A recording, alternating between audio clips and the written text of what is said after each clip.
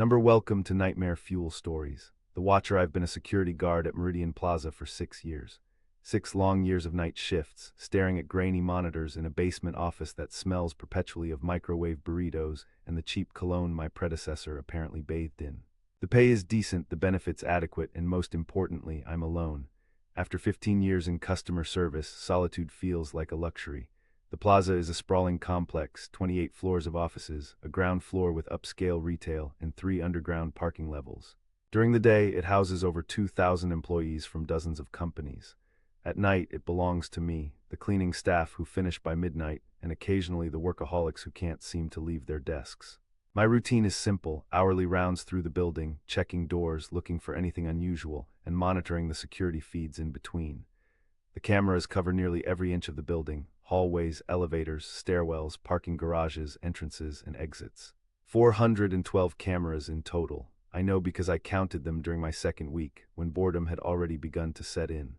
The first time I noticed something strange, I almost missed it. It was a Tuesday night in March, around 2:15 a.m. I was halfway through my shift, drowsy despite the bitter coffee I'd been nursing. The monitors flickered with their usual emptiness: vacant corridors, silent elevators, deserted parking levels. Then something caught my eye on camera 247, which monitored the east corridor on the 14th floor. A shadow moved across the wall, just a brief fleeting darkness that didn't match any obvious source. I sat up straighter, watching the feed carefully. Nothing else happened for several minutes, and I eventually chalked it up to a glitch in the system or my tired eyes playing tricks. 3 nights later, I saw it again. This time on camera 163, the northwest stairwell between floors 9 and 10. A distortion like heat rising from asphalt, followed by a shadow that seemed to climb the stairs without a source. I radioed the overnight maintenance guy, Eduardo. "Hey Ed, you working on 9 or 10 right now?" His voice crackled back, heavy with his Venezuelan accent. "No, amigo, I'm down on 3, something wrong, just checking." Thought I saw movement on the stairwell camera. Probably those lawyers working late again. They never go home, eh? But it wasn't lawyers. The building's access logs showed no one had badged into those floors since 7 p.m. I started keeping a log after that: date, time, camera number, and a brief description of what I'd seen. By the end of April, I had recorded 37 anomalies across 23 different cameras, shadows without sources, distortions in the image, brief moments where the feed seemed to stutter, showing the same frame twice except with subtle differences: a door slightly more open, a light dimmer or brighter. I considered reporting it to my supervisor, but what would I say? That I was seeing ghosts in the security system. That would be a one-way ticket to a psych evaluation, or, more likely, unemployment. So I kept watching and recording, trying to find patterns. The incidents seemed random at first, but after 2 months I began to notice a progression. The anomalies were moving. They had started on the lower floors, mostly in peripheral areas: stairwells, storage rooms, less trafficked hallways. But gradually they were appearing on higher floors and in more central locations. By June I was seeing them in the executive suites on 28, and they were becoming more distinct. What had started as vague shadows now occasionally resembled human silhouettes, featureless and distorted, but unmistakably humanoid. I began dreading my shifts. The solitude that had once felt like a blessing now weighed on me. Every time I made my rounds, I felt watched. The hair on the back of my neck would stand up as I passed certain corridors or stairwells. I found myself hurrying through my checks, eager to return to the security office where at least I could see everything at once. Then came the night that changed everything: July 17th. A sweltering Tuesday that had cooled only marginally after sunset. I arrived for my shift at 10 p.m., relieving Darren, the evening guard who always left a mess of sunflower seed shells on the desk despite repeated complaints. "All quiet," he said, his standard handoff report. "Cleaning crews on 22 should be out by midnight." I nodded, settling into the chair he'd vacated, wiping away seed shells with a grimace. "Oh, IT guys were down here earlier," Darren added, pausing at the door. "Said they're upgrading the camera system or something, might see some glitches." My stomach tightened. "Did they say what kind of glitches?" Darren shrugged. "Nah, just the usual don't worry about it tech speak. See you tomorrow." After he left, I immediately checked my log and compared it to the maintenance schedule. There was no planned IT work on the security systems. I'd have received a notification. I pulled up the building's access logs for the IT department. No one from it had badged into the building that day. My palms began to sweat as I scanned the monitors. Everything looked normal: empty hallways, the occasional cleaner pushing a cart, the parking garage with its scattered cars belonging to late workers.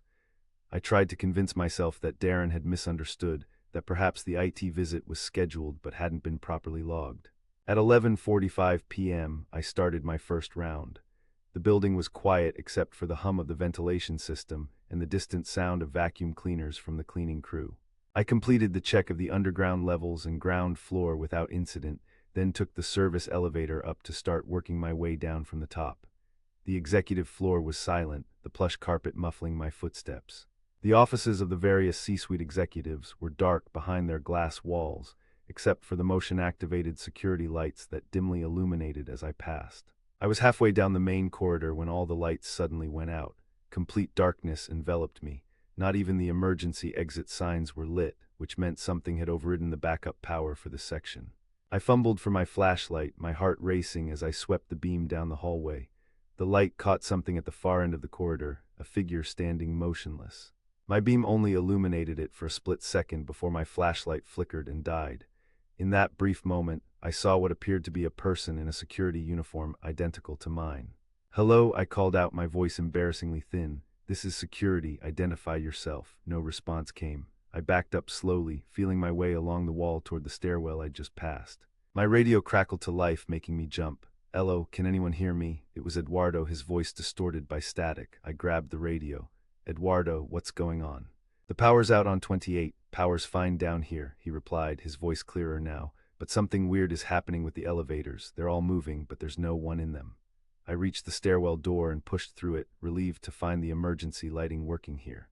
"Where are you now?" "Lobby." I was about to head home when his voice cut off in a burst of static. "Eduardo," I tried again. "Eduardo, come in." Nothing but white noise answered me. I descended the stairs quickly, trying to decide whether to continue my rounds or return to the security office.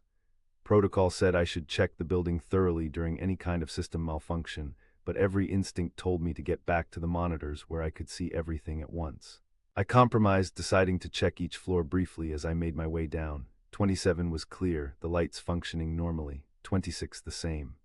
On 25, I found a corridor where every other light was out, creating alternating pools of illumination and shadow. As I walked through, each light behind me went dark after I passed, while the ones ahead stayed lit, as if the darkness was following me. By the time I reached 20, my shirt was soaked with sweat despite the building's air conditioning. I'd tried Eduardo several more times without response, and my calls to both my supervisor's emergency line and the building's maintenance hotline went unanswered. I stepped out of the stairwell onto 20 and froze. The entire floor was in disarray, chairs overturned, papers scattered across the floor, a water cooler tipped over, its contents pooled across the expensive hardwood. It looked like the aftermath of an earthquake, except nothing like this had been reported on any of the floors above. More disturbing were the footprints visible in the water, dozens of them, overlapping, moving in all directions. I followed one set with my flashlight, which had mysteriously started working again when I reached the 20th floor. The prints led to a corner office, its door slightly ajar. Professional training battled with primal fear as I approached. I should check for injured personnel, for signs of a break-in or vandalism. But every step felt like moving through molasses, my body instinctively resisting. I pushed the door open with my foot, keeping one hand on my radio and the other on my flashlight. The office was dark except for a computer monitor that cast a bluish glow over the desk. On the screen was a security feed, showing the exact corridor I had just walked down, but in the feed I wasn't alone. Behind me, just at the edge of the frame, was a figure, the same security uniform, the same build, but where a face should be was just a blur, like a photograph taken while the subject was moving. I spun around, heart hammering against my ribs, but the corridor behind me was empty. When I looked back at the monitor, the feed had changed. Now it showed the security office in the basement, my usual post. The chair was occupied by me, or something wearing my face. The figure on the screen turned slowly to look directly at the camera. Its movements were wrong, jerky, mechanical, like a marionette controlled by an unskilled puppeteer. It smiled too wide, teeth too numerous. I backed out of the office, unable to tear my eyes from the monitor until the door swung shut between us. Then I ran, not to the elevators. I didn't trust them after what Eduardo had said. Instead, I headed for the stairwell, taking the steps two at a time, no longer concerned with checking each floor. I needed to get out of the building, to get help, to make sense of what was happening. As I descended, I became aware of sounds echoing in the stairwell, footsteps that weren't mine, coming from both above and below. Sometimes they synchronized with my own, making it hard to tell if I was actually hearing anything. Other times they were distinctly out of rhythm, faster or slower, louder or softer. I paused on the landing between floors 12 and 11, pressing myself against the wall, trying to control my breathing. The footsteps continued for several seconds before stopping as well. Then came a sound that turned my blood to ice, my own voice calling out from somewhere below. "Hello, this is security. Identify yourself," exactly what I had said on the 28th floor. I remained frozen, afraid to move, afraid to respond. After what felt like an eternity, I heard footsteps again, moving away down the stairs. I waited until they faded completely before continuing my descent, now moving as quietly as possible. When I reached the lobby, I found it deserted. Eduardo's cleaning cart stood abandoned near the reception desk, a mop still leaning against it, water dripping onto the polished marble floor. The main entrance doors were locked, as they should be after hours, requiring a security badge to exit. I approached the doors, badge in hand, when movement in the reflection of the glass caught my eye. I turned to see all 4 lobby elevators opening simultaneously. They were empty, then the lights went out. In the sudden darkness, my flashlight once again failed. I fumbled with my badge, trying to find the sensor by the door. Behind me, I heard footsteps, multiple sets, emerging from the elevators. My fingers found the sensor. I pressed my badge against it, praying for the familiar beep and click of the door unlocking. Nothing happened. I tried again, more frantically this time. Still nothing. My badge wasn't working. The footsteps were getting closer. I could hear breathing now, not just one person but many, slightly out of sync with each other, creating a disturbing chorus of inhalations and exhalations. In desperation, I grabbed a decorative stone paperweight from the reception desk and smashed it against the glass door. The impact reverberated through the lobby but didn't even crack the security glass. I was trapped. With no other option, I turned to face whatever was approaching. My eyes had adjusted enough to the darkness to make out silhouettes, 5 or 6 figures in security uniforms, moving with that same wrong, jerky motion I'd seen on the monitor. "What do you want?" I shouted, my voice breaking. They stopped, forming a semicircle around me. One stepped forward, the one wearing my face, though in the darkness I could only make out a general impression of features rather than details. "We are the Watchers," it said in my voice, but with an inflection that wasn't quite right, as if it had learned human speech from recordings rather than interaction. "We have always been the Watchers." "What does that mean?" I asked, pressing my back against the door, wishing I could melt through it. "This building has 412 cameras," another said, using Eduardo's voice. "We have been watching through all of them." "For how long?" I whispered, though I feared I already knew the answer. "Always," said a third in a voice I recognized as Darren's. "Before the cameras, we watched through windows, through keyholes, through cracks in the walls. We have always watched.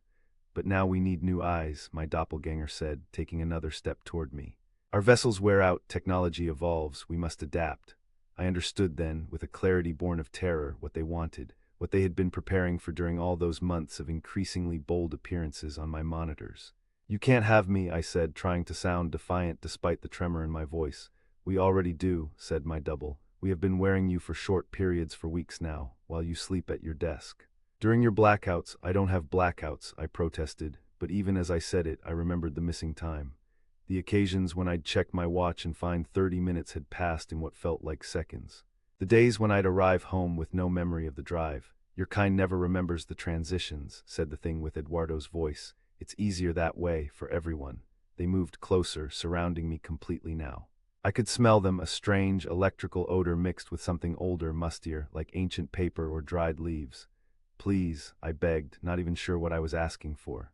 "It won't hurt," my double assured me, reaching out with a hand that seemed to elongate unnaturally in the darkness. "And you'll still be here in a way, watching, always watching." Its fingers touched my forehead, cold as metal in winter. A strange numbness spread from the point of contact, and I felt myself being pushed back, not physically but mentally, as if my consciousness was being compressed into a smaller and smaller corner of my own mind. I fought it, clinging desperately to my sense of self, to memories, to anything that was uniquely me. For a moment I thought I was succeeding. The pressure eased slightly. Then I heard laughter, multiple voices, all slightly out of sync, and the pressure returned tenfold. I was drowning in my own mind, being overwritten by something ancient and patient and utterly inhuman. The last thing I remember as myself was seeing through eyes that were no longer under my control, watching as my body straightened up, adjusted its uniform, and walked calmly to the security office in the basement. I sat down at the desk, looking at the monitors that showed 412 different views of Meridian Plaza. Empty corridors, silent stairwells, vacant offices, except they weren't empty anymore, not to my new eyes. In every feed, in every corner, in every shadow, I could see them now. The Watchers, hundreds of them, thousands perhaps, occupying the spaces between moments, the blind spots of human perception. They had always been there. I simply hadn't had the right eyes to see them. Until now, I check the time, 2:15 a.m. I pick up my logbook and make an entry. July 18, all normal, no anomalies to report. I smile at the camera mounted in the corner of the security office, knowing that somewhere, someone is watching the watcher. Then I turn my attention back to the monitors and settle in for a long night of observation. After all, that's my job. That's what I've always done. I just never realized I wasn't alone.